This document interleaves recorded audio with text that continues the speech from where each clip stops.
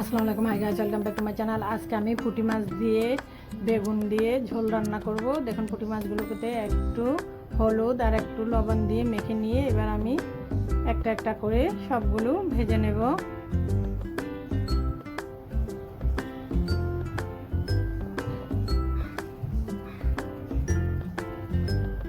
মাছের এক পাশটা হয়ে গেছে, এবার বাকি পাশটা ভেজে নেব। নিয়ে এগুলোকে আমি উঠিয়ে নেব।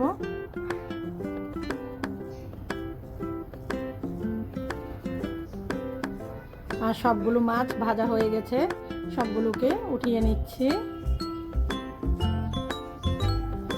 মাছের এই তেল ভাজি মাছটার মধ্যে আমি দিয়ে দিচ্ছি পেঁয়াজ, কাঁচামরিচ,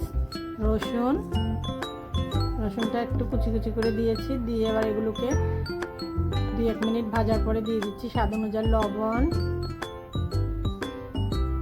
হলুদের গুঁড়া, লাল মরিচের গুঁড়া, আদা রসুন দিয়ে এবার এগুলোকে একটু নাড়াচাড়া করব। নাড়াচাড়া করে এগুলোর সাথে দিয়ে দিচ্ছি অল্প একটু পানিটা দিয়ে এগুলোকে একটু কষিয়ে নেব। দেখুন, একটু কষানো হয়ে গেছে। এবার দিয়ে দিচ্ছি বেগুনটা দিয়ে 2 থেকে 3 মিনিট নাড়াচাড়া করে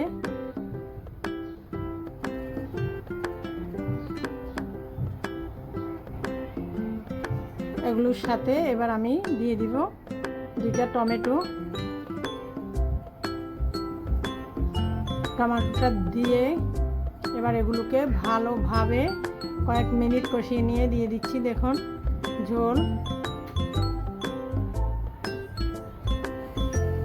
ঝোলটা দেওয়ার পরে এবার আমি উপর দিয়ে দিব সবগুলো মাছ।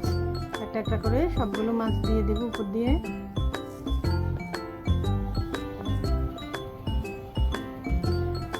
সবগুলো মাছ দেওয়ার পরে এগুলোকে আমি কয়েক মিনিটের মতো ঢেকে রাখবো। 5-6 মিনিট মতো এগুলোকে আমি ভালোভাবে ফুটিয়ে নেব। দেখুন ফুটানোর পরে কেমন হয়েছে।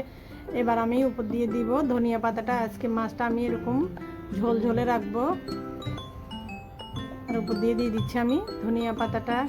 এরকম বেগুন দিয়ে কার পুঁটি মাছ দিয়ে ঝোল খেতে ভালো লাগে, প্লিজ আপনারা আমার চ্যানেলটা সাবস্ক্রাইব করে দেন, ফলো দেন, পাশে থাকুন, লাইক কমেন্ট শেয়ার করুন। আজকের মতো এখানেই শেষ। আল্লাহ।